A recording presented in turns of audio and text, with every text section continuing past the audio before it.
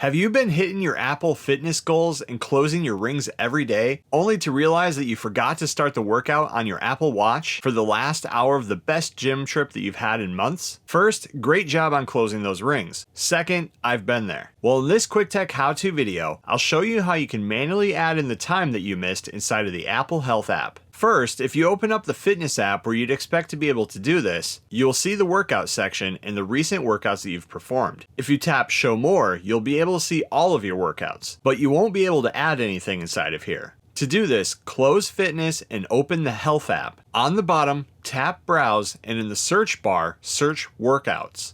Tap the first result under Data. This will show you your data inputs for all of your workouts. At the top, select Add Data. Here you can enter the activity type, calories burned if you know, and any extra data associated with the chosen activity. For instance, if you are running, you can enter your distance.